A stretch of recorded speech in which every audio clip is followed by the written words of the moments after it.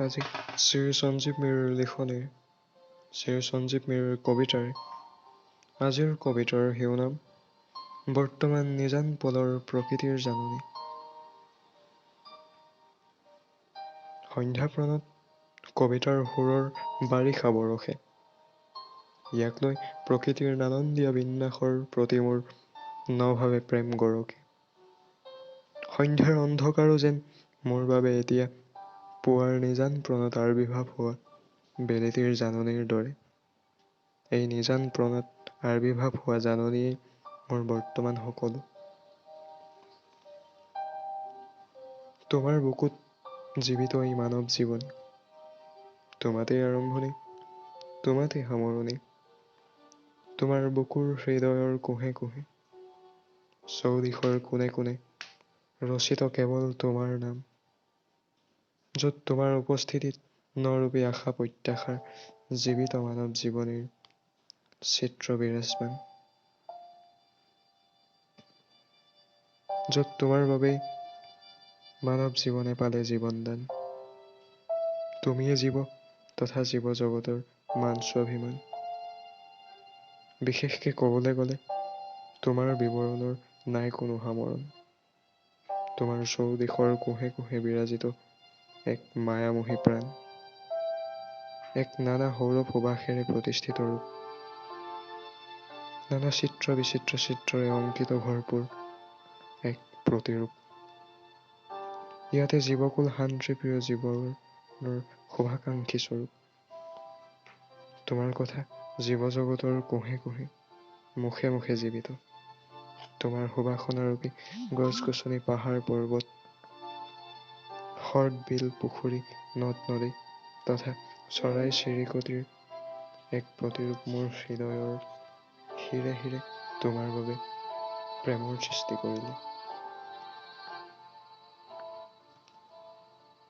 সঁচাকৈ তোমাৰ সুবাসনা সুগন্ধি ফুল পুষ্পৰ সৌৰভে মোৰ প্ৰেমৰ তোমাৰ প্ৰতি সদায় স্বৰ্গৰ দৰে এক সুন্দৰ স্থানৰ আৰ্বিৰ্ভাৱৰ এজন শুদ্ধ ব্যক্তি কৰি তুলিছে।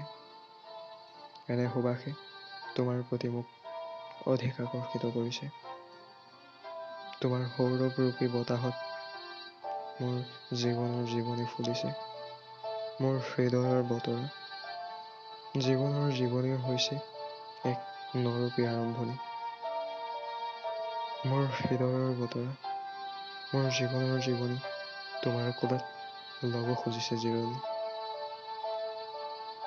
সন্ধ্যাপ্ৰণত কবিতাৰ সুৰৰ বাৰিষা বৰষে, ইয়াক লৈ প্ৰকৃতিৰ নানান দিয়া বিন্যাসৰ প্ৰতি মোৰ নভাৱে প্ৰেম গৰকে। সন্ধ্যাৰ অন্ধকাৰো যেন মোৰ বাবে এতিয়া পুৱাৰ নিজান প্ৰণত আৰ্বিৰ্ভাৱ হোৱা বেলিতিৰ জাননীৰ দৰে। এই নিজান প্ৰণত আৰ্বিৰ্ভাৱ হোৱা জাননীয়েই মোৰ বৰ্তমান সকলো।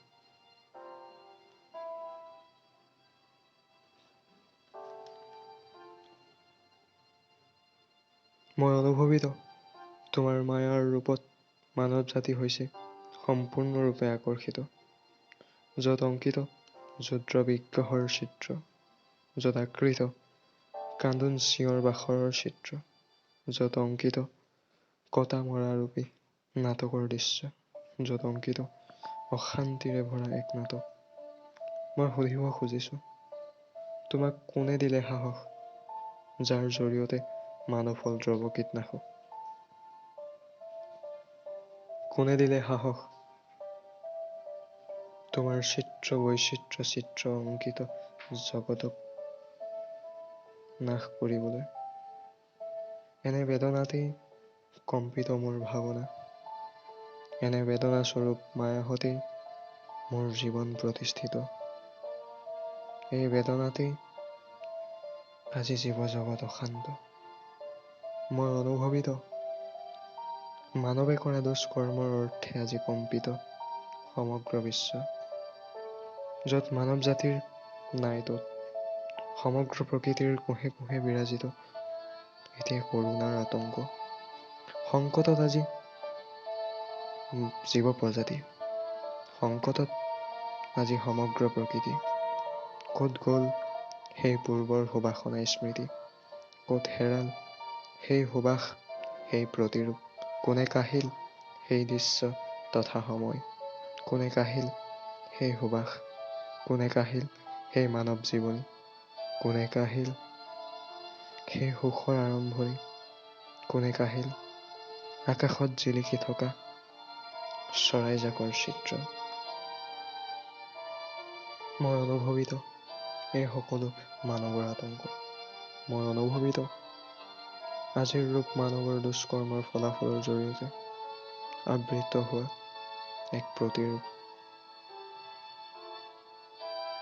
এই অৰ্থে ক'ব খোজো সমগ্ৰ সেই মানৱ জাতিক, যি কৰিলে এই সমস্যাৰ আবিৰ্ভাৱ সেই নিজ জাতিক। মই যদিও মানৱৰ এক অংশ, তদুপৰি ঘৃণা হয় মোৰ এই জীৱন, যি প্ৰকৃতিক কৰিলে দমন। মই আৰু বিশেষ বিৱৰণ দাঙি ধৰিব নিবিচাৰো। ইয়াতে মোৰ মন্তব্যৰ আৰম্ভণি, ইয়াতে সামৰণি।